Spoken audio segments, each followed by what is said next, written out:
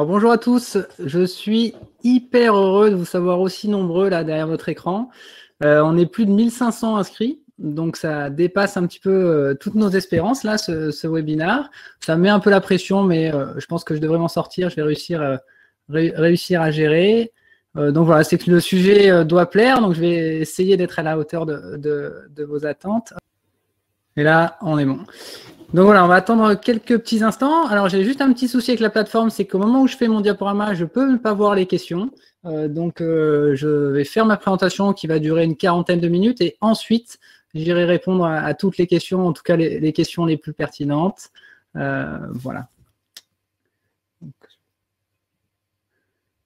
Donc merci encore une fois, je pense qu'on va pouvoir entamer, les autres prendront le truc en route. Merci d'avoir répondu présent aussi nombreux, franchement c'est une vraie fierté pour moi. Je vais essayer de vous faire plaisir et de faire quelque chose de qualité, mais c'est ça qui est prévu.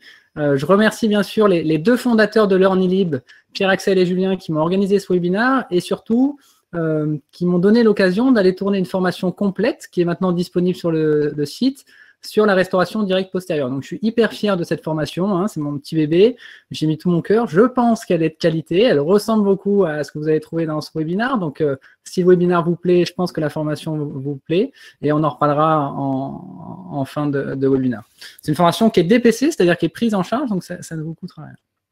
Alors, le sujet du jour, c'est un sujet qui est absolument passionnant et j'espère que je vais vous transmettre ma passion, c'est le curetage sélectif. C'est un sujet sur lequel j'ai un petit peu bossé ces derniers temps parce que j'ai coécrit avec mon ami Jean Meyer un article sur le curetage sélectif qui est sorti ce mois-ci, la semaine dernière, dans la revue Biomatériaux cliniques qui est dirigée par Jean-Pierre Attal. C'est un sujet aussi qui est un petit peu au carrefour de beaucoup de choses auxquelles je crois dans ma pratique quotidienne et que j'essaie d'exercer depuis maintenant près de 10 ans dans un cabinet marseillais, cabinet libéral, qui est un petit peu un cabinet historique de la dentisterie adhésive marseillaise et presque même de la dentisterie adhésive française, puisqu'il a été créé par deux grands monsieur, deux précurseurs des thérapeutiques adhésives, que sont Jean-Louis Brouillet et André Fauché, qui étaient des enseignants universitaires, Jean-Louis chef de service, André créateur du DU d'esthétique de Marseille, et qui ont été notamment cofondateurs de l'Académie du Sourire avec Jean-Christophe Paris. Donc j'ai exercé quelques années à leur côté et c'est ça qui m'a mis le pied à l'étrier et m'a donné goût vraiment pour cette dentisterie adhésive que je vais vous montrer ce soir. J'ai eu la chance de faire un petit passage de 4 ans à la faculté de Marseille en tant qu'assistant hospitalo-universitaire dans le service de restauratrice et endodontie du professeur Buquet. Donc ça m'a permis de côtoyer plusieurs générations d'étudiants et je ne doute pas qu'il y en a pas mal derrière leur écran ce soir et je les salue avec beaucoup d'affection. Et ces 4 années, ça m'a permis de développer vraiment un goût pour l'enseignement et apparemment quelques qualités de pédagogie et j'espère vous en faire la preuve dans ce webinaire. Ce goût pour le partage, je le développe maintenant dans 3 grandes familles. Ma famille locale de la Bioteam Marseille, hein, avec toute une bande d'amis hyper talentueuses. Donc, je pense que vous reconnaîtrez beaucoup de têtes sur cette photo. Et puis, je suis hyper fier depuis maintenant presque 1 an de faire partie de l'équipe française du groupe international Bioémulation, aux côtés de mentors qu'on ne présente plus, hein, donc Gilles Tirlet, Jean-Pierre Attal et Jean Meyer, et aux côté de 6 autres jeunes talents qu'on ne présente plus non plus, qui sont pour moi les surdoués de la dentisterie et qui clairement m'inspirent au quotidien pour tout ce qu'ils font. Hein, donc je suis très très fier d'avoir mon nom écrit à côté des leurs. Alors souvent, on pose la question, qu'est-ce que c'est bioémulation? Alors, premier élément de réponse, c'est pas une secte, hein, on est assez libre de faire ce qu'on veut quand on est chez Bioémulation. C'est un groupe, au fait, de passionnés international qui essaie de pousser au plus loin toutes les thérapeutiques adhésives. Et ça part d'un constat initial, hein, qui est de dire, en fait, la nature a créé un modèle parfait, un modèle absolu, et l'objectif ultime, ce serait d'essayer d'aller reproduire cette nature. Donc, quand on veut reproduire quelque chose, la première chose, c'est d'essayer de la comprendre. Et pour la comprendre, on va d'abord observer ce que la nature a créé, on va l'analyser, la comprendre. Dans nos restaurations, ensuite, on va chercher à préserver les tissus de la dent pour ensuite les reproduire. Est-ce qu'aujourd'hui, on arrive vraiment à reproduire à l'identique la nature? Bien sûr que non, mais on essaie d'y travailler et de s'en rapprocher de plus en plus. Et puis, j'ai une dernière famille, c'est la famille des copains. D'abord, une bande de copains virtuels par les réseaux sociaux. Et puis, au gré des déplacements, des conférences et des voyages, on s'est rencontrés réellement et on est devenus des vrais amis. Donc, on a tous en commun d'être vraiment passionnés par nos boulots. Il y a des dentistes, il y a des prothésistes et un peu de tout, hein, des paros, des endos, des orthos, des omnis, des chires, des restos. On a des esthéticiens à Paris qui ne font que des cas antérieurs. Hein. Bonjour à Pierre. Et puis voilà, donc c'est un vrai plaisir de partager quotidiennement, de rigoler avec eux. Et je pense qu'on a tous en commun une chose, c'est d'être bienveillants et d'avoir tous envie de se tirer vers le haut ensemble. Donc ce sujet, je vous disais, il représente un petit peu ce que je crois. Et c'est quoi ce en quoi je crois quand j'essaie de soigner un patient? On commence par la base. Et la base de la médecine, finalement, c'est le primum non nocere d'Hippocrate. C'est-à-dire qu'avant de penser à soigner nos patients, on va d'abord essayer de ne pas leur nuire. Et cette idée vraiment d'éviter d'être iatrogène, pour moi, c'est quelque chose qui est important. Pardon, j'avais un bruit qui sortait. On a tous donc un exercice quotidien, on fait tous des extractions. Et combien de fois, quand vous faites une extraction, vous faites la réflexion de vous dire que l'origine, elle est un petit peu iatrogène. C'est-à-dire que si un autre dentiste était passé par là, ben peut-être qu'on n'aurait pas eu besoin d'extraire la dent, ou parfois même si aucun dentiste n'était passé par là, on n'en serait peut-être pas là aujourd'hui. Donc on a des échecs endodontiques. Alors loin de moi l'idée de dire que l'endodontie c'est pas bien, au contraire c'est une super discipline, en plus en constante évolution avec des traitements de plus en plus reproductibles, mais malgré tout on a des situations cliniques qui sont hyper difficiles, hyper techniques, et on n'aura jamais 100% de succès sur l'endodontie. Donc finalement le meilleur moyen de ne pas avoir d'échec endodontique, c'est de ne pas faire d'endo dans des situations qui ne nécessitent pas de traitement endodontique. De la même façon, on peut se retrouver à extraire des dents pour des raisons prothétiques, par exemple un stripping, une perforation au moment de la préparation du logement canalaire, ou alors on peut avoir une fracture adducticulaire qui est catastrophique parce qu'on a mis un tenon qui est beaucoup trop gros dans une racine qui elle est trop petite. Ben là encore, le meilleur moyen de ne pas être iatrogène et de ne pas avoir ce genre de problème, c'est de ne pas mettre de tenon lorsque la restauration de la dent ne nécessite pas d'avoir un tenon. Donc encore une fois, je ne suis pas en train de dire qu'il ne faut jamais mettre de tenon. Hein. Moi, j'en mets. Il y a des situations qui imposent l'utilisation d'un tenon. Mais dès qu'on peut l'éviter, en fait, on va essayer d'être le plus prudent, de prendre le moins de risques et de ne pas le faire. Autre façon de réfléchir, c'est de me dire à chaque fois, au maximum pour les patients, et si c'était ma dent, qu'est-ce que je ferais? Ou d'une autre façon, on peut essayer de se dire, j'aimerais soigner mes patients de la façon dont moi j'aimerais être soigné. Et tous, autant que nous sommes, là, dentistes derrière nos écrans, si dans notre bouche on nous détecte ce genre de caries, ben, je pense qu'on aura tous envie de la même chose. Déjà, on aura envie d'aller garder nos dents. Bon, là, je pense que sur ces différentes situations cliniques, on devrait s'en sortir. Ensuite, on aurait envie d'aller garder les dents vivantes. Ensuite, on aurait envie d'avoir une restauration qui répond à tous les critères de succès. Ça veut dire une restauration qui soit à la fois fonctionnelle, résistante mécaniquement, qui soit intégrée biologiquement et esthétique. Et si en plus de ça, on peut avoir une restauration qui soit pas trop mutilante pour les tissus dentaires, bah, ce serait fantastique. Moi, j'ai 35 ans, je sais que si aujourd'hui on me soigne les dents, bah, il va falloir y revenir dans 10 ans, dans 15 ans, dans 20 ans. Et moins on aura touché la dent aujourd'hui, plus il restera de tissu pour faire des réinterventions. Et cette idée vraiment de pérennité de la dent au très long terme, donc sur toute une vie, et de prévoir et même de favoriser les réinterventions futures, c'est quelque chose vraiment que j'essaie d'appliquer au quotidien et que je défends dans toutes les interventions et les conférences que je peux faire. Donc la chance qu'on a, c'est qu'aujourd'hui, on a les moyens de faire cette dentisterie. Et ces moyens, ils passent souvent par une approche adhésive de la restauration. Alors que ce soit une approche directe ou une approche indirecte, on va pouvoir travailler à minima parce qu'on, grâce à l'adhésion, on va s'affranchir de contraintes mécaniques de rétention qu'on pouvait avoir sur l'approche traditionnelle. Donc grâce à l'approche adhésive, on va pouvoir faire des petits miracles sur des dents, sur des choses qui auraient été compliquées de réaliser si on était en approche traditionnelle. Ici, on a réussi à garder la dent vivante, on a essayé de préserver au maximum les tissus. Si j'étais passé en approche traditionnelle, bah, j'aurais eu besoin de récupérer de la rétention. Cette rétention, je serais allé la chercher au détriment de la vitalité pulpaire en allant mettre un ancrage. Donc, j'aurais pris un risque d'aller faire un problème endodontique, d'aller faire un problème au moment où je vais préparer le logement. Donc voilà, donc ça nous rend d'énormes services. Voilà un autre exemple. Et moi, ce que j'aime dans cette approche adhésive, qui est à la fois aussi exigeante que gratifiante, exigeante parce qu'elle nécessite de connaître des procédures. Il n'y a pas 50 000 procédures. Par contre, il faut vraiment les connaître, les maîtriser. Et ça ne suffit pas de les connaître, il faut ensuite s'efforcer à les appliquer, au fait, hein, pour chaque patient, sur toutes les dents au quotidien. Et ce que j'aime, moi, dans cette thérapeutique, c'est finalement une thérapeutique qui prend très peu de risques. C'est-à-dire, une fois que vous allez maîtriser la procédure, ici, le coût biologique de ce traitement, donc là, on a nettoyé la carie et fait un onlay en disilicate de lithium, il est proche de zéro. C'est-à-dire que j'ai quasiment pas touché la dent. J'ai juste nettoyé la carie et enlevé les parois qui étaient trop faibles. Et on se conserve, en fait, c'est presque une dentisterie des peureux. Ça veut dire que là, s'il y a quoi que ce soit, je ne suis pas verrouillé par mon traitement. J'ai des possibilités de réintervention. Qu'est-ce qui pourrait mal se passer ici? On pourrait avoir un problème pulpaire. Alors, heureusement, ça n'arrive pas très souvent. Mais si ça arrive, je pourrais toujours, en deuxième intention, aller faire un traitement endodontique, faire une cavité d'accès à travers mon onlay. Donc, le sujet du jour, c'est le curetage sélectif. Et je vous avoue que je n'ai pas forcément choisi le sujet le plus simple parce que c'est parfois un sujet qui porte un petit peu à débat et à discussion.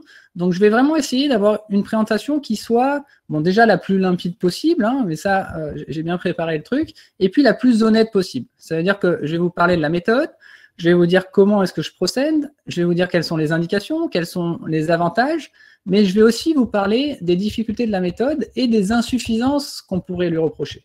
Et puis après, libre à vous de juger ou pas de son efficacité. On va voir 3 grands points dans cette présentation. On va d'abord voir ensemble la philosophie, puis on verra 2 cas cliniques entiers, et dans la 3e partie, je vais vraiment insister sur les points clés de cette méthode, ce qu'il ne faut absolument pas rater.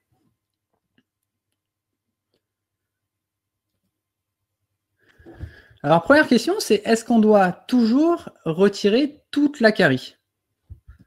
Donc, jusque dans les années 2000, dans toutes les facultés de France, et il n'y a pas qu'en France, hein, c'était pareil dans le monde, on obéissait au principe de Black, hein, qui date du début du 19e siècle, et qui consistait à dire, bah oui, il faut éliminer toutes les bactéries de la cavité.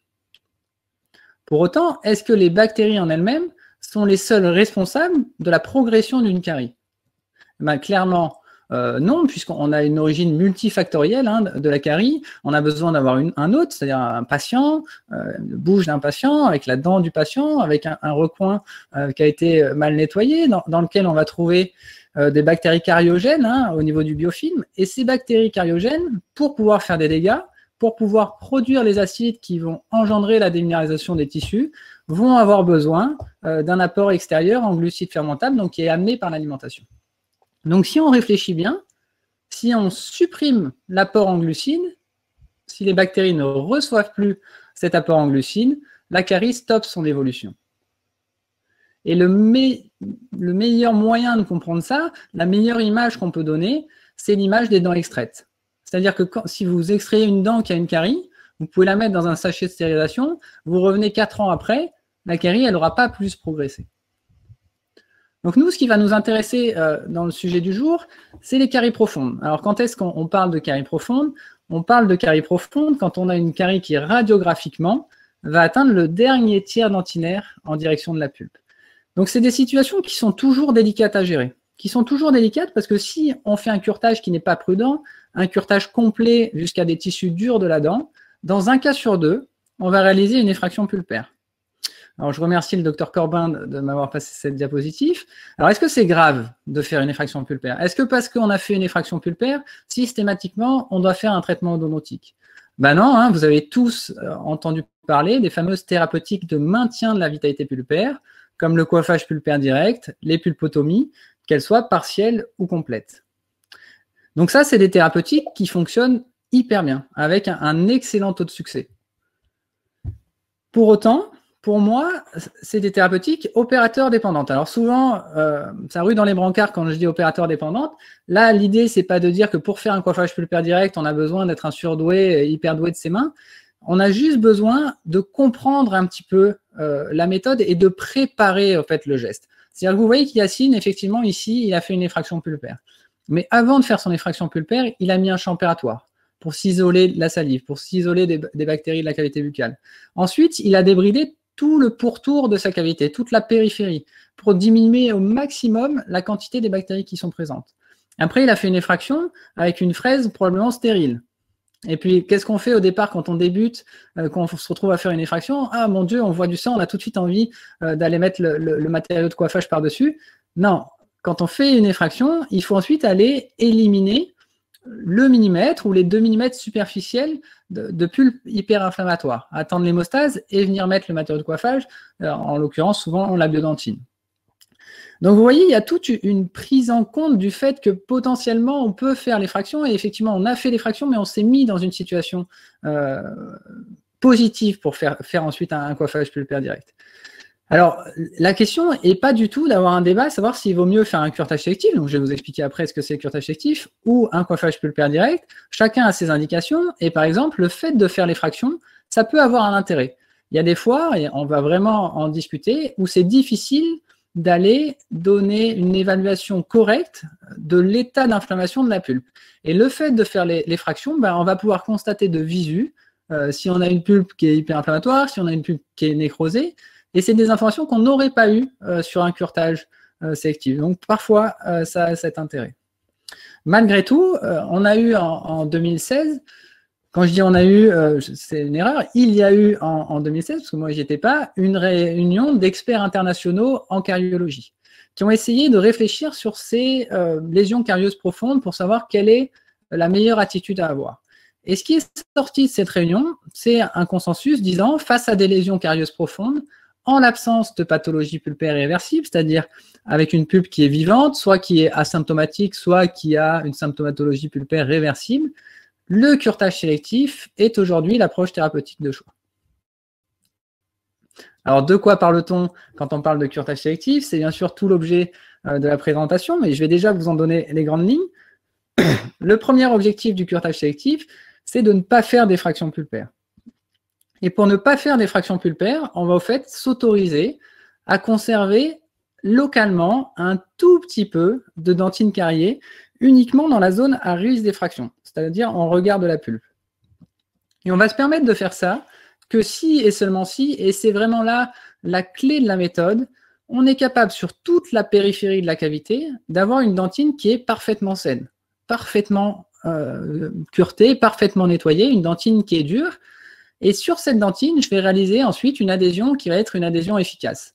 Si mon adhésion est réussie, qu'est-ce qui va se passer? Je vais créer une étanchéité et je vais venir isoler les bactéries résiduelles qui seront donc privées de l'apport extérieur en nutriments. Donc, on a complètement un changement dans la façon de faire. C'est-à-dire qu'avant, on réfléchissait face à une carie avec un prisme mécanique qui consistait à dire on va nettoyer tout ce qui a été ramolli pour ensuite reconstruire avec un composite. Alors que là, on est beaucoup plus dans une démarche biologique où on va essayer de changer au fait l'environnement bactérien à l'intérieur de la cavité. C'est-à-dire je veux réduire la charge bactérienne, je veux arrêter la progression de la carie en stoppant l'apport en nutriments, et ensuite je vais chercher à reminéraliser cette dentine cariée qui a été laissée en place. Pour pouvoir obtenir une reminéralisation, on va faire appel au mécanisme de défense pulpaire. Alors, qu'est-ce qui se passe au fait quand une pulpe est agressée? Elle ne va pas attendre comme ça, sans rien faire, attendre la nécrose. La pulpe va chercher à s'isoler au fait des produits d'agression qui lui sont envoyés. Et cet isolement, il va se faire de deux façons. D'abord, en produisant une dentine sclérotique, c'est-à-dire des dépôts hyperminéralisés, souvent d'hydroxyapatite, au niveau intra- et intertubulaire, qui va chercher à venir boucher les tubuli. Au niveau de la palissade odontoblastique, on va avoir la position d'une dentine tertiaire. Cette dentine tertiaire, elle peut être de deux ordres. Quand elle est fabriquée par les odontoblastes, on parle d'une dentine réactionnelle.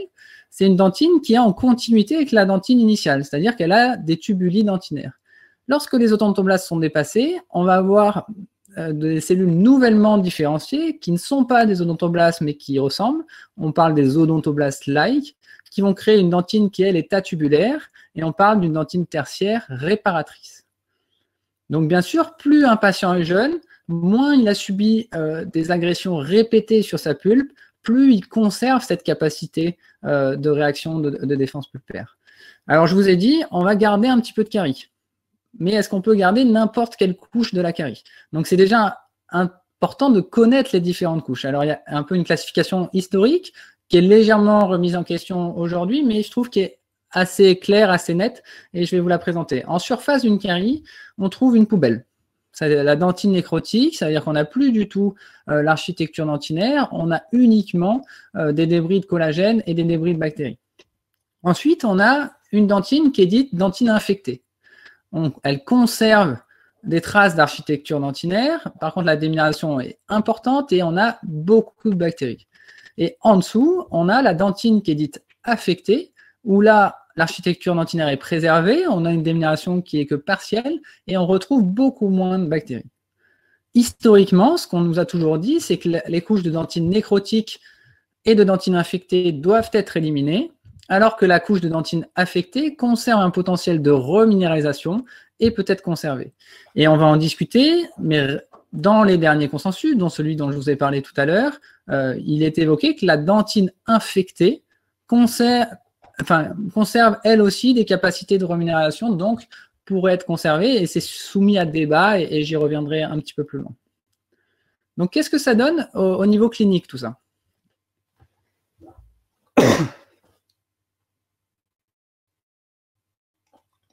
Donc, j'ai ici une patiente qui a 26 ans, que je vois pour la première fois au cabinet, et en fait, elle me consulte pour un deuxième avis. Un deuxième avis parce qu'elle a vu un premier dentiste qui a regardé sa bouche, a pris une radio et lui a dit « Ah, bah, je suis désolé mademoiselle, la carie a atteint le cœur de la dent, sans avoir débridé, hein, bien sûr. Il va falloir dévitaliser la dent. Et parce que la dent va être dévitalisée, elle va être fragile, elle va être cassante et on va avoir besoin de lui mettre une couronne. Et pour pouvoir faire tenir cette couronne, je vais avoir besoin de lui mettre un inécor. » Donc ma patiente, sa question elle est simple, c'est « Je suis jeune, est-ce qu'on n'a pas une solution qui serait moins radicale pour la dent ?» Donc, est-ce qu'elle est effrayée par le devis de mon confrère ou elle a réellement des notions intuitives de gradient thérapeutique dans la tête? Ça, je n'en sais rien.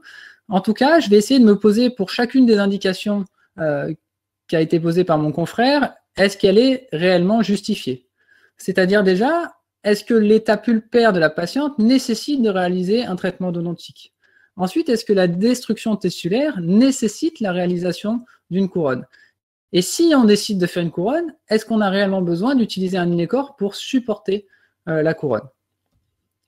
Donc, premier point, c'est l'évaluation de l'état pulpaire. Et là, on est déjà sur une première difficulté.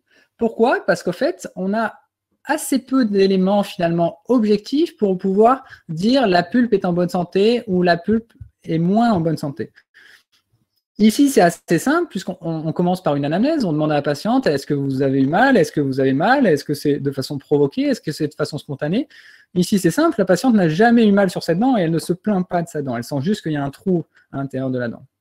Je réalise ensuite un test de sensibilité nerveuse, un test électrique ou un test thermique, donc là je fais un test au froid, et la réponse au test au froid est tout à fait normale sur cette dent. Donc déjà, je me dis, ah bah, elle a l'air d'aller pas trop mal cette dent. En plus de ça, j'ai une patiente qui est jeune, donc qui probablement a conservé son potentiel de défense pulpaire. En plus de ça, on a une dent qui est cariée pour la première fois, donc il n'y a pas eu un historique d'agression répétée sur cette dent, et j'ai plutôt une patiente qui a une bonne hygiène bucco-dentaire, puisque mis à part 2-3 composites dans la bouche, elle a uniquement cette dent qui carie. Donc, j'ai aucun moyen d'affirmer à 100% que l'état pulpaire de cette dent est parfaitement sain. En revanche, j'ai là un gros faisceau de présomption qui me fait dire que cette dent, clairement, ne nécessite pas, en tout cas si on peut l'éviter, de réaliser en première intention un traitement odontique. Donc on va s'attacher au débridement de la lésion avec pour objectif en tête, si possible, de ne pas faire d'effraction. Donc dans mon débridement, je vais être dirigé par plusieurs points. On va d'abord utiliser une analyse visuelle pour voir la couleur et l'aspect des tissus. On va utiliser la sensation tactile pour sentir la dureté des tissus. On peut, et c'est soumis à controverse, utiliser des colorants qui, et je vais y revenir tout à l'heure dans les points de discussion, qui parfois sont appelés révélateurs de caries à tort. Et puis, la méthode la plus fiable pour bien débrider les cavités, c'est la fluorescence laser avec des machines type SoproLife. Malheureusement, c'est des machines qui coûtent cher et qu'on retrouve peu dans les cabinets dentaires et c'est des choses qu'on a plutôt aujourd'hui à la faculté. Donc, moi, je n'ai pas de fluorescence laser. Donc, quand je vais entamer mon débridement, la première chose que je fais, c'est de distinguer deux grandes zones. on a une première zone où j'ai mis le sens interdit, qui est clairement la zone de danger. C'est-à-dire que si je vais en direction de la pulpe, j'ai un risque de faire une effraction. Et puis, à l'inverse, sur toute la périphérie, toute cette zone que j'ai marquée en vert, on est dans la zone de sécurité. C'est-à-dire que dans toute cette zone verte, vous pouvez débrider aussi loin que vous voudrez. À aucun moment, vous risquez de faire une effraction pulpaire. Donc, la première chose que je vais chercher à faire, c'est obtenir ce que Pascal Magne appelle le donut. C'est ce pourtour parfaitement sain de dentine périphérique. Donc, on va ouvrir l'émail pour avoir accès à cette dentine jusqu'au grand contour de la carie. Et puis, on va aller rechercher avec attention, en vérifiant une dentine qui soit parfaitement saine. Une fois que j'ai fait ça, j'ai réduit déjà énormément la charge bactérienne à l'intérieur de la cavité. Donc, je vais aller nettoyer la zone de danger, la zone centrale, en essayant d'aller rechercher cette fameuse dentine affectée. Par contre, je ne vous l'ai pas précisé tout à l'heure, mais autant histologiquement, la distinction entre dentine infectée et dentine affectée est assez simple. Cliniquement, on n'a absolument aucun moyen de savoir si on est sur la dentine infectée ou de la dentine affectée. Donc, dans ma tête, je me dis, plus je vais nettoyer, plus j'ai de chances de réduire la charge bactérienne et plus j'ai de chances d'être sur de la dentine affectée. Et vous le verrez tout à l'heure, certains, et de façon justifiée, peuvent me reprocher de trop nettoyer. En tout cas, c'est comme ça que je réfléchis. Alors, le risque, bien sûr, c'est d'aller faire une effraction. Mais en même temps, si on fait une effraction, on s'est mis dans des bonnes conditions. On est sous champ opératoire, on a diminué la quantité de bactéries et il sera toujours possible d'aller faire un coiffage pulpaire. Donc voilà pour la partie centrale. Autour, j'ai bien sûr une partie dentinaire qui est saine et j'insiste sur le fait que ce soit un contour dentinaire. Il faut 1,5 mm minimum et plus vous allez avoir d'épaisseur, plus vous allez avoir de surface pour créer un collage étanche et avoir une bonne assise pour votre restauration. Et puis la chance qu'on a sur ce cas, c'est qu'on voit qu'on a 100% d'émail sur la périphérie de la cavité. Donc clairement, moi, dans les situations où je suis capable de mettre une digue sans trop de difficulté et où j'ai de l'émail sur 100% du pourtour de la dent, la question ne se pose même pas. Ça veut dire que là, il faut faire une thérapeutique adhésive. C'est-à-dire que autant le collage dentinaire, ça marche bien, autant le collage amélaire, ça marche extrêmement bien. Ça veut dire qu'avoir 100% d'émail sur une périphérie de cavité, c'est la sécurité absolue pour être sûr que son collage marche bien, si on respecte le protocole, bien sûr. Alors après, la question, c'est de savoir, est-ce qu'on doit faire une restauration directe ou indirecte? Là, libre à vous. Moi, je sais que de façon assez systématique, sur des prémolaires, quand je n'ai pas besoin de faire un recouvrement, je me sens, recouvrement cuspidien, je me sens plus à l'aise avec la technique directe. Autre question, et c'est quelque chose d'assez français, ça, on a envie d'aller mettre des fonds de cavité. Même s'il n'y a pas eu d'effraction, on a envie de protéger, de mettre un fond de cavité. Et la question, c'est est-ce qu'on a besoin d'un fond de cavité? Alors, qu'est-ce qu'on pourrait utiliser? Historiquement, on parlait beaucoup de l'hydroxyde de calcium. Maintenant, ça va plutôt être des ciments tricalciques, la biodentine, ça peut être des ciments galionomères, ou alors ça peut être pas de fond de cavité et directement protocole adhésif avec du composite. Alors, pour paraphraser les mots de mon ami Romain Sénos, la littérature est plurale. C'est-à-dire que si on cherche une réponse à cette question dans la littérature, on va avoir du mal à en trouver. C'est-à-dire qu'il y a certaines études qui vont suggérer que oui, il y en a d'autres qui vont affirmer que non. Donc, c'est difficile de savoir quoi penser. Et puis, moi, il y a des études qui m'ont clairement interpellé, étonné. C'est des études qui allaient chez des patients comparer au fait des traitements, un traitement où on va mettre un fond de cavité, donc hydroxyde, CVI, versus un traitement où on ne met pas de fond de cavité, et même plus que ça, ils vont utiliser des matériaux inertes. C'est-à-dire qu'en fond de cavité, au fait, on va mettre de la cire stérile ou on va mettre de la gutta-perca. Et les conclusions de ce genre d'études, c'est que finalement, on n'a pas statistiquement de différence marquante en termes de sensibilité post-opératoire, en termes de maintien de la vitalité pulpaire et en termes de formation de la dentine réactionnelle.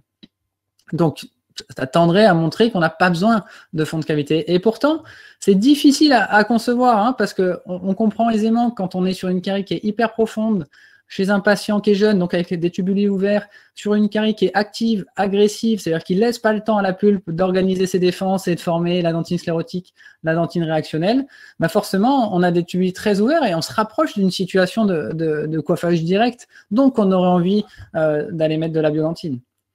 Alors après, qu'est-ce qu'il faut faire? C'est pas à moi de trancher. Théoriquement, il faudrait mettre de la biodentine, je pense. Mais est-ce que je le fais au quotidien? La réponse est non. Pourquoi? Parce que la biodentine, ça prend en 12 minutes et c'est 12 minutes où il ne faut pas toucher la dent du patient. Et 12 minutes dans une journée de rendez-vous, c'est très très long. Donc peut-être par flemme, hein, je suis désolé, mais je n'utilise quasiment jamais de la biodentine dans ces situations. Et moi, j'ai plutôt tendance, dans les situations où je me sens vraiment proche de la pulpe, à appliquer un ciment vers ionomère haute viscosité, comme le Fuji9 commercialisé par GC. Mais quand je sens que j'ai un petit peu plus de marge ou qu'on a une dentine un peu plus lente qui a laissé la place à une dentine réactionnelle, là, je vais appliquer directement ma procédure adhésive. Donc pour la restauration, ensuite, on ne fait pas de folie. Hein. Ça veut dire que là, je fais une restauration la plus simple du monde, un composite direct, monoteinte, avec une anatomie très simple. Donc là, c'est le composite Essentia de GC, avec uniquement la teinte universelle qui passe très bien dans 90% des situations en postérieur. Et puis, ce qui est intéressant, c'est de se rendre compte que finalement, sur un rendez-vous d'uniquement 45 minutes, on a répondu à toutes les problématiques qui étaient posées au départ par la situation clinique. Et puis, on a fait tout ça avec un coût biologique qui est proche de 0. Et puis surtout, une capacité de réintervention qui est de 100%. Est-ce qu'il en aurait été de même si on s'était tout de suite lancé sur traitement odontique, inlay-corps, couronne? Bah, pas forcément, les réinterventions sont plus difficiles. Il sera toujours temps, dans 15 ans, dans 20 ans, d'aller faire une couronne ou d'aller faire un traitement odontique. Deuxième cas clinique, c'est un garçon de 35 ans qui est un de mes meilleurs amis de passage à Marseille et qui m'appelle en me disant « il faut que tu me reçoives, j'ai un abcès dentaire ». Donc, dans ma tête, je le cale entre deux rendez-vous en me disant bah, je vais lui mettre des antibiotiques et puis je le reverrai quand on pourra. Et en fait, il n'a pas du tout un abcès dentaire. Qu'est-ce qu'il a? Il a un bourrage alimentaire, donc une tuméfaction gingivale, parce qu'il a une grosse carie en mésiale de sa 16. Donc, je nettoie un petit peu le bourrage alimentaire et puis j'ai un créneau qui se libère pour le lendemain. Donc, je lui dis bah, reviens me voir. Et à ce moment-là, on se met dans de bonnes conditions pour faire un traitement correct. Hein. C'est-à-dire que je mets un champ opératoire étanche. Vous voyez qu'on a aussi une carie en mésiale de la 15. Et là, on est tranquille, on y voit bien. On va pouvoir travailler à l'abri de la salive. Et je vais commencer mon débridement. Et ce qu'on voit dès qu'on effondre le plafond d'émail, on a cet aspect assez caractéristique là d'une dentine et d'une carie à progression rapide. Vous voyez, avec un aspect humide, très jaune. C'est-à-dire que là, je sens que si je prends une sonde ou un extravateur et j'appuie fort en direction de la pulpe, clairement, je vais faire l'effraction pulpaire. Donc, on y va prudemment, avec ou sans révélateur de carie, j'y reviendrai tout à l'heure. Et dans la même idée, on va rechercher le donut, hein, la dentine périphérique parfaitement en selle, parfaitement curetée, avant de se lancer pour essayer de débrider au maximum sans faire d'effraction pulpaire. Donc, je ne l'ai pas dit, mais ça va de soi. Le curetage sélectif, ce n'est pas quelque chose qui sort du chapeau ces dernières années avec la nouvelle méthode à la mode. Hein. C'est quelque chose qui est éprouvé depuis longtemps. On a plus de 30 ans de réflexion sur cette idée de conserver un fond de dentine carieux. Donc, il y a pléthore d'articles là-dessus qui valident cette méthode. Ce n'est pas Hugues de Belnay qui l'a décidé ce soir. Donc là, de la même façon, on va d'abord appliquer mon ciment vers ionomère haute viscosité et ensuite je vais me lancer dans la restauration, donc faire un matrissage. Alors là, c'est vraiment pas le matrissage le plus compliqué du monde, mais j'adore cette photo, donc je me suis permis de la mettre. Et puis c'était pour vous dire que dans la formation qu'on a tournée pour l'Orly Libre, j'ai poussé très très loin la réflexion sur la matrice et vous verrez qu'on peut faire des super choses et pas forcément avec des matrices qui coûtent très cher, parce que moi, 90% de mes cas, j'utilise des matrices qui valent 3 € les 50 matrices achetées sur eBay. Voilà, mais le matrissage, quand on commence à le comprendre, c'est un sujet qui devient passionnant et pour chaque dent, en fait, c'est un nouveau défi. Donc voilà, n'hésitez pas à rejoindre la formation si vous voulez en savoir plus. On fait un matrissage qui est forcément beaucoup plus difficile sur cette carie assez profonde, un peu sous-gingivale sur la 16. D'ailleurs, il y a beaucoup de reproches qu'on pourrait faire ici. Je réalise la procédure adhésive et puis on va monter un composite par stratification.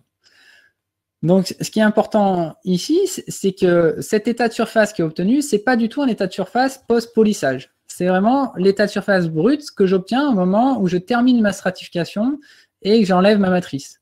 Alors, comment est-ce qu'on fait pour obtenir ce genre d'état de surface? Bon, il faut déjà avoir envie de s'appliquer, mais ensuite, c'est pas parce que j'ai des doigts plus doués que les vôtres, mais c'est parce que j'utilise le bon protocole et la petite astuce que je vous donne ce soir, et on ira beaucoup plus loin dans la formation si vous voulez vous inscrire, c'est l'utilisation d'un micro-pinceau qui est commercialisé par GC. Vous voyez, on le coude.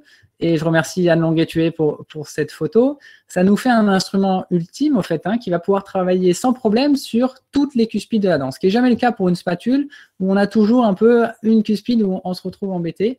Et avec ce pinceau, au fait, on va venir caresser les masses de composite, puisqu'on fait un composite up, donc cuspide par cuspide, et on va associer le pinceau qu'on va enduire avec un liquide de modelage également commercialisé par AGC, et c'est grâce à ça que j'obtiens cet état de surface en fin de stratification.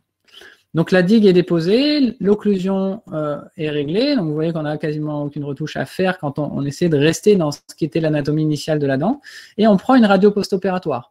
Et ce qui est intéressant ici, c'est de bien se rendre compte, donc on voit la petite zone de radio-clarté en regard de la pulpe, c'est cette zone de dentine cariée que j'ai laissée. Par contre, au niveau périphérique, c'est-à-dire au niveau cervical et au niveau occlusal, on voit qu'on a une adhésion qui est étanche. On ne retrouve pas de radio-clarté à ce niveau-là. Et je me suis permis d'extraire ce cas clinique d'une thèse sur le sujet, sur le curetage sélectif. Donc le but du cas clinique, c'était d'aller montrer qu'est-ce qu'il faut faire pour réaliser un curetage sélectif. Et ben, de mon point de vue, ça, c'est exactement ce qu'il ne faut pas faire à l'inverse. C'est-à-dire que là, on voit qu'effectivement, on n'a pas nettoyé toute la carie, ok, mais par contre, on n'a pas du tout assez nettoyé la carie. Alors, on le voit sur la radio post-opératoire, on a de la dentine cariée sur la périphérie dentinaire. Ça veut dire qu'on n'aura jamais ici une adhésion étanche. Donc, on va avoir un échec biologique parce qu'on ne va pas réussir à isoler les bactéries résiduelles et à stopper le processus carieux. Et ensuite, on risque d'avoir un échec mécanique parce que là, la dent n'est pas, elle tient que par ce bandeau d'émail qui reste à l'extérieur, mais elle est pas appuyée sur une assise qui est saine, qui est solide. On est sur une dentine qui est hyper molle, donc la restauration risque de se fracturer. Donc vraiment, pensez aux donuts, pensez à cette dentine périphérique hyper propre. Alors, quels sont les points clés de la méthode? On saura trop insister du coup sur cette difficulté que représente l'évaluation de l'état pulpaire initial. On a eu un super numéro d'information dentaire, biomimétique de la dent postérieure, qui est sorti la semaine dernière avec Gilles Tirlet, Mathilde Jalado, toute l'équipe de Bioteam Paris. Et au début du numéro, on a une rubrique qui s'appelle Revue de presse, qui est animée par Pascal Demarche, et qui est cette semaine, analyser l'article coécrit par Stéphane Simon qui traite de ce sujet sur les caries profondes, qui est un article incroyable, qui est un des articles référence au niveau international. Et à côté, une petite interview du professeur Simon qui nous rappelle que le diagnostic est l'élément clé. Et que bien souvent, on va attribuer des échecs à une erreur de procédure, alors qu'en réalité, c'est probablement une erreur d'appréciation initiale, donc de diagnostic de l'état physiopathologique pulpaire. Et puis après, ce qui nous redit, c'est ce que je disais tout à l'heure, c'est que nos études diagnostiques nous permettent de vérifier une sensibilité nerveuse intrapulpaire, alors qu'en réalité, c'est l'appréciation de vrais marqueurs de la vitalité, voire même de marqueurs de la souffrance pulpaire qu'on souhaiterait avoir. Donc, c'est pas moi qui vais vous donner une solution, j'en ai pas, la recherche bosse là-dessus, et peut-être que dans quelques années, on aura des choses beaucoup plus claires pour savoir si réellement la pulpe va bien sous notre cavité. Deuxième point clé, et je l'ai déjà un petit peu évoqué, c'est la zone d'arrêt du curetage. Alors clairement, en périphérie, cette zone d'arrêt, elle ne porte pas à débat. Rappelez-vous, le donut, je veux une surface qui soit dure, qui soit parfaitement saine, parfaitement nette. Tandis qu'au centre, là, il y a un petit peu plus de discussion. Moi, j'ai cette tendance à aller nettoyer toujours un petit peu plus pour avoir de moins en moins de bactéries, essayer de retrouver la dentine affectée. Alors que le consensus donné par les experts en cariologie en 2016 nous recommande quelque chose de complètement différent. Et il dit que dans des situations de carie profonde, on doit s'arrêter à ce qu'ils appellent la sauve dentine. La sauve dentine, c'est une dentine ramollie, et la définition, c'est qu'elle se déforme sous la pression d'un instrument et dont l'élimination requiert peu de force. Ça veut dire une dentine qui est très molle. Donc clairement, ce n'est pas une dentine affectée, c'est clairement une dentine infectée. Ça veut dire que aujourd'hui, si on suit les recommandations actuelles, on me reprocherait d'avoir trop nettoyé sur les deux cas cliniques que je viens de vous montrer. Donc après, libre à vous de sentir un petit peu les choses. Et encore une fois, qu'est-ce qui se passe? Si je nettoie trop et que je réalise une effraction, c'est toujours possible ensuite de faire un coiffage pulpaire. On aura bien nettoyé la périphérie dans un premier temps. Donc, cette partie débridement, elle est stratégique. Moi, je passe énormément de temps là-dessus et je vous l'ai dit tout à l'heure, il y a des points clés. Il y a la sensation tactile de dureté des tissus, il y a une capacité d'analyse visuelle, des teintes et des textures. Et aujourd'hui, c'est pour moi se tirer une balle dans le pied que de travailler sans aide optique. Et plus que les aides optiques, c'est la lumière qui va dessus qui change la vie. Moi, ça a été le plus gros bouleversement de ma carrière, c'est le jour où j'ai mis des loupes pour la première fois. C'est-à-dire vous allez changer de dimension, vous allez voir la danse sous un autre angle, vous allez vous rendre compte de choses dont vous ne vous rendez pas compte et vous allez être encore plus passionné qu'avant par votre métier. Deuxième point clé, c'est la mise en place d'une digue. D'abord pour s'isoler des contaminations bactériennes, hein, par la salive si jamais on fait une effraction, mais avant tout et surtout pour s'offrir un confort de travail. C'est-à-dire qu'une fois que la digue est mise en place, tout le monde est tranquille. Vous êtes tranquille parce que vous n'avez pas besoin de gérer l'aspi salivaire, les cotons, le patient qui bouge, la langue qui bouge dans tous les sens où il faut aller vite. Le patient, il est tranquille parce qu'on ne lui fait pas peur. On n'a pas de bruit dans la salle, donc on peut travailler calmement avec de la musique et on entend la musique. Et puis, on peut être focus sur ce qu'on a à faire. C'est-à-dire qu'on n'a plus rien d'autre à s'occuper que la cavité dont on a besoin d'aller nettoyer. Un autre point clé, alors bien sûr, la mise en place de la digue, c'est toujours une montagne. Les gens en ont peur. Je comprends qu'il y ait une courbe d'apprentissage qui soit énorme. Par contre, de mon point de vue, aujourd'hui, si on veut faire de la dentisterie adhésive, ça passe forcément par la mise en place de la digue. Donc, il faut se forcer. Et le jour où vous allez poser des digues à répétition, bah, j'ai envie de vous dire, et vous allez vous moquer de moi, c'est presque mon moment préféré dans les traitements, quoi. Ça devient un jeu et la pose d'une digue pour un secteur postérieur, c'est 1 à 2 minutes, peut-être grand maximum, mais c'est 2 minutes qui font gagner ensuite en confort de travail.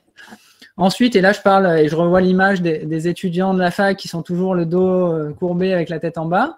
Quand on veut faire ce genre de traitement, il faut apprendre à travailler en vision indirecte.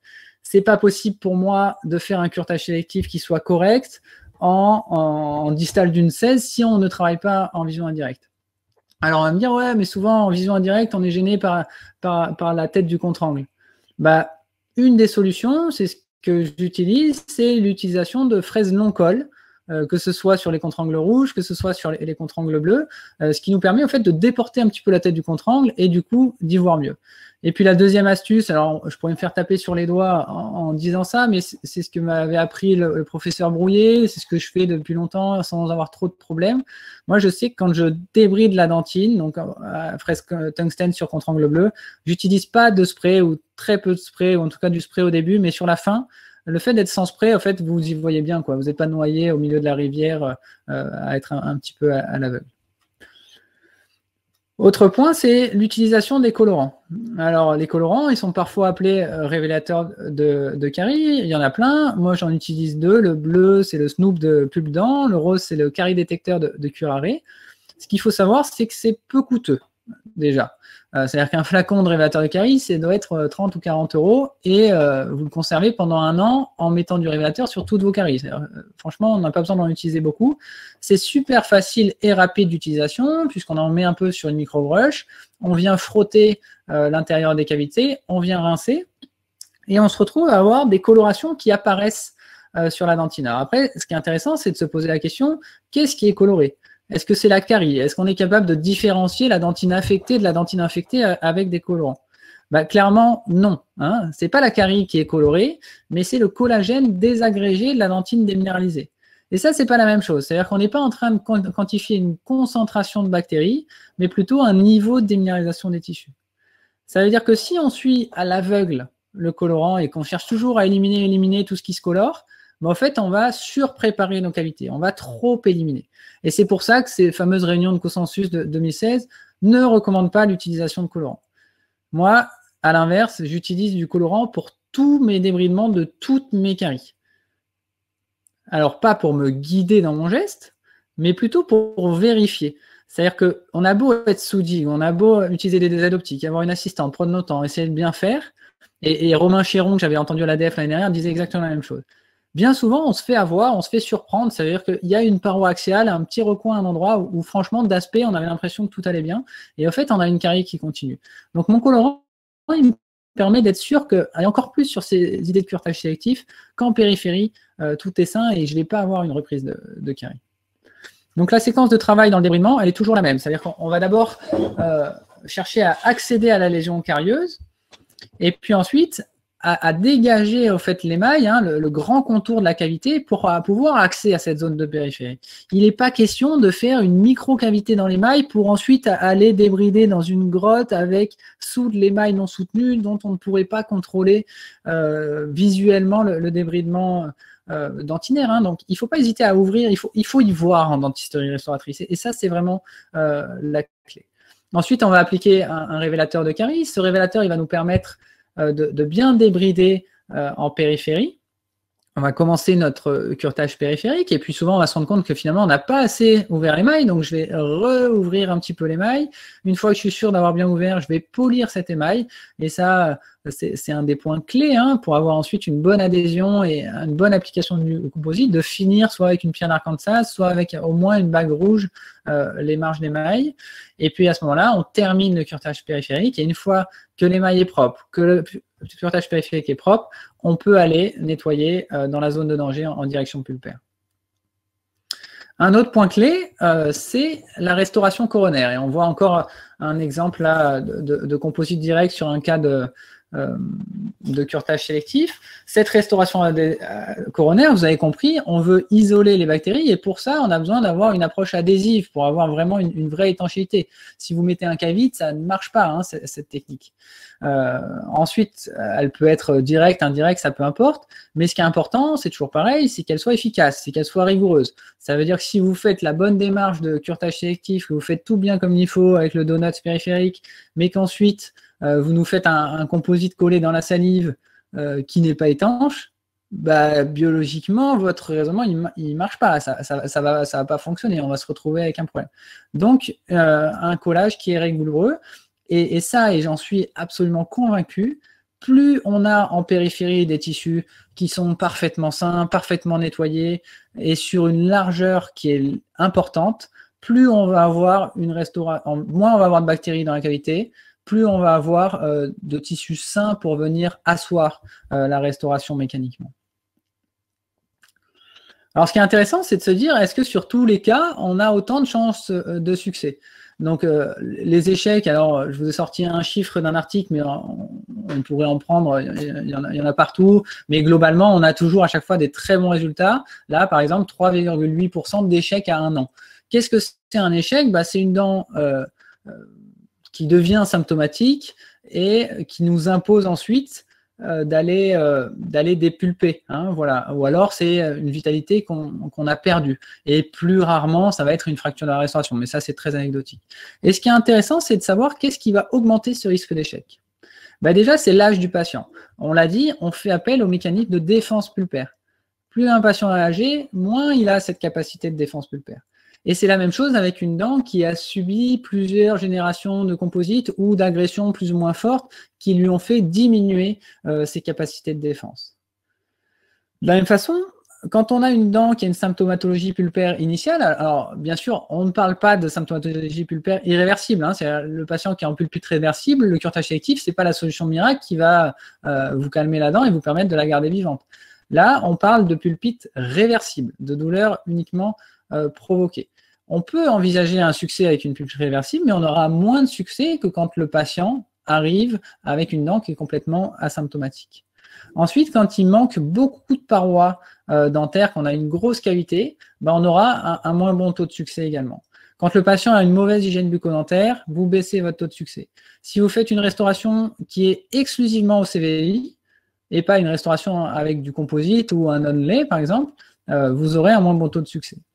On a aussi plus d'échecs quand on fait une technique en 2 étapes. Alors, je n'ai pas voulu alourdir la présentation, donc je n'ai pas détaillé ça, mais historiquement, le curetage sélectif, il a commencé avec une technique en 2 étapes. Ça veut dire qu'on allait nettoyer partiellement notre cavité, on laissait un fond de carie, on mettait par-dessus un fond de cavité, un pansement étanche, et on laissait la dent du patient pendant 6 mois, 1 an. Le temps de laisser la reminéralisation, la formation d'une dentine réactionnelle et d'une dentine sclérotique se mettre en place. Et puis, ensuite, on y retourne dans un deuxième rendez-vous. Donc, c'est une technique qu'on appelle stepwise en 2 étapes cliniques. Et à ce moment-là, on allait redébrider, enlever l'éventuel tissu mou qui restait et faire un composite dans de bonnes conditions. Cette technique, on peut lui reprocher deux choses. La première, c'est qu'au moment de la réintervention, dans 15-20% des cas, on faisait une effraction pulpaire, donc tout ça pour ça. Et la deuxième, c'est qu'on attend 6 mois, 1 an. Et bien souvent, votre patient, si vous lui mettez quelque chose de provisoire, mais qu'il n'a pas de problème, vous n'avez plus le revoir. Donc, on perd après des patients. Donc, aujourd'hui, vraiment, la recommandation, elle n'est pas sur cette technique en 2 temps, mais vraiment d'aller tout de suite avec une restauration étanche, faire ce qu'il faut.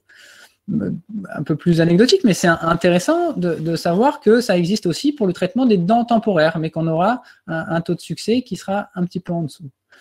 Donc le taux de succès, clairement, pour le curetage sélectif, aujourd'hui, il se définit par le fait que la dent est asymptomatique, conserve une réponse positive au test de vitalité et avec un constat d'apposition d'une dentine réactionnelle qu'on peut constater radiographiquement. Et la question qu'on peut se poser, donc on est d'accord que c'est quelque chose qui est largement validé par la littérature internationale. En France, on a eu une étude qui a été menée conjointement dans toutes les facultés françaises par Brigitte Gros-Roya, je suis désolé si j'écorche un peu le nom, l'étude Recolle, et ça fait 5 ans qu'ils ont fait ça, et les résultats sont excellents. Après, comme dit Romain Sénos, la littérature est plurale et effectivement, on va trouver des gens qui ne sont pas pour. Et c'est intéressant d'aller écouter ce que ces gens-là ont à dire. Et on a notamment quelqu'un qui s'appelle Domenico Reccucci qui a sorti un papier le mois dernier qui n'est pas vraiment en faveur du curetage sélectif. Et dans son papier, il a fait une expérience qui est assez étonnante, qui porte sur 12 dents, donc ce n'est pas un échantillon qui est très gros. Et ces 12 dents, elles ont en commun d'avoir une carie, et elles ont en commun de nécessiter l'extraction, soit pour des raisons orthodontiques, soit pour un plan de traitement quel qu'il soit. Et donc l'équipe va, avec l'accord du patient, réaliser une excavation partielle, un traitement de curetage sélectif, puis faire un composite, laisser les dents, alors selon les dents, ils ont laissé entre 2 mois et 1 an, faire l'extraction et réaliser une coupe histologique de la dent. Et leur conclusion, c'est quoi? Alors déjà, sur les 12 dents, ce qui est rassurant, c'est qu'il n'y en a aucune qui est symptomatique. Donc tout va bien, elles ont toutes conservé leur vitalité, elles ont toutes eu une formation de dentine réactionnelle. En revanche, histologiquement, on trouve au niveau pulpaire, en regard de la restauration, des traces d'inflammation pulpaire.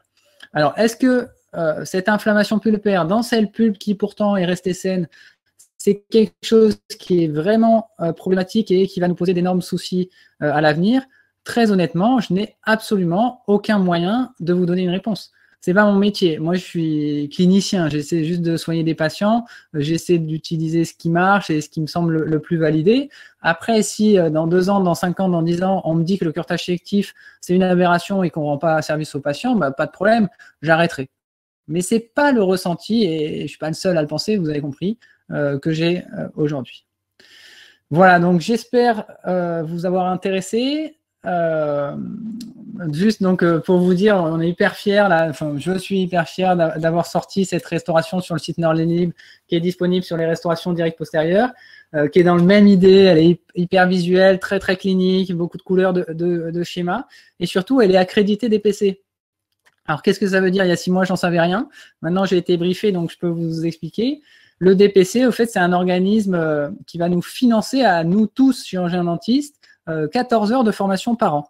Cette formation fait 7 heures. Ça veut dire qu'en fait, si vous voulez faire ma formation, ça ne vous coûtera rien. Vous n'avez pas de frais avancés. Vous n'avez pas de démarche à faire parce que le site Learnly va s'en occuper. Vous allez apprendre plein de choses, recevoir un diplôme, et en plus du diplôme, à la fin, vous allez toucher 157 € au titre de l'indemnisation du temps que vous avez passé à faire la formation. Donc, il n'y a pas de raison de ne pas la faire, si vous voulez. Alors, on a tout mis à l'intérieur. Moi, j'ai mis tout ce que je savais, tous mes tips and tricks, voilà, des cas les plus simples, en reprenant toutes les bases de la réflexion à des cas plus complexes, de caries sous-gingivales, de caries multiples, côte à côte, le traitement des dents dépulpées, les lésions cervicales, des techniques qui sortent un petit peu de l'ordinaire, que vous ne connaissez pas forcément, la technique du tampon ou le modelage par injection, qui sont assez faciles à utiliser, qui peuvent vous rendre des services. Donc, n'hésitez plus, rejoignez-moi si cette conférence vous a plu. Voilà. Alors, je vais quitter mon diapo. J'espère que je ne vous ai pas endormi et on va voir s'il y a quelques questions. Alors, pouvez-vous réexpliquer le détecteur de caries? Quand pensez-vous qu'il faut arrêter le curetage? Bon, quand c'est rose-rose, en fait, on va allier un petit peu tout. Ça veut dire que le détecteur de carie, il va vous attirer l'œil et grâce à ça, vous allez pouvoir prendre votre sonde et tester la dureté des tissus ou regarder l'aspect des tissus. Mais très clairement, quand c'est rose foncé, bah, c'est quand même qu'il faut nettoyer. Mais il ne faut pas croire ce que nous dit la notice du carie détecteur qui nous dit qu'on peut différencier le curetage sélectif, la dentille infectée de la dentille infectée. C'est pas vrai. Mais quand c'est rose pâle, il faut commencer à se poser des questions. Après, c'est pas grave si on laisse un petit peu de colorant en fond. Les fraises céramiques pour le curetage, bah, très honnêtement, moi non, c'est des fraises tungstène. On pourrait, je sais que beaucoup sont fans. Voilà, donc moi je suis aux fraises tungstène. Pour le curetage dentinaire, est-ce qu'on utilise un contre-angle bague bleue ou bague verte? Bah, on utilise moi je n'utilise pas de bague verte, je crois que c'est un truc d'endo et j'ai la chance d'avoir un endo au cabinet, donc je ne fais pas d'endo. Donc non, contre-angle bague bleue, hein, à faible vitesse bien sûr. Une question intéressante, comment on procède en interséance pour conserver l'étanchéité? Bah, si vous avez fait la super formation de Pierre Laillant et Dorian Bonafou sur les restaurations indirectes, vous avez sûrement appris qu'on procède en faisant l'IDS. L'IDS, c'est une protection de la dentine par une procédure adhésive et un composite fluide. Donc en faisant l'IDS, en fait, on recouvre la dentine, donc on isole vraiment la surface de dentine qu'on laisse. Question hors sujet, est-ce qu'on fait le curetage avant la mise en place de la digue ou après? Bah, bien sûr qu'on le fait après avoir mis sa digue, parce que comme ça, on est dans une situation où on n'a pas de risque d'exposition salivaire et de contamination au cas où, et ça peut arriver, ça ne m'arrive pas très souvent, mais au cas où on fasse ensuite une effraction. Excellente question. Est-ce qu'il faut désinfecter la cavité à la chlorhexidine avant le protocole de collage? Certains auteurs le recommandent. Aujourd'hui, on n'a pas de preuve scientifique du bénéfice de ça.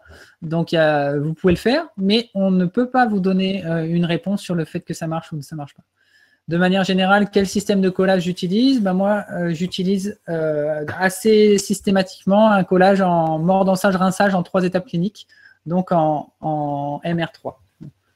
Quelle différence entre les deux? Aucune. C'est les deux colorants que j'utilise. Le bleu, le Snoop, c'est celui que j'ai depuis toujours. Et puis, j'ai vu Christophe Como de Curare qui m'a donné un échantillon du rose. Donc, j'ai fait des cas avec le rose. Et puis, en fonction des envies, j'en sors l'un ou l'autre. Mais je n'ai pas vu de différence significative. Voilà, je vous remercie encore une fois. Franchement, il y avait plus de 1500 inscrits. On n'en attendait pas tant. Et puis voilà, profitez bien de votre soirée et au plaisir de vous rencontrer très vite et éventuellement de passer la formation tous ensemble.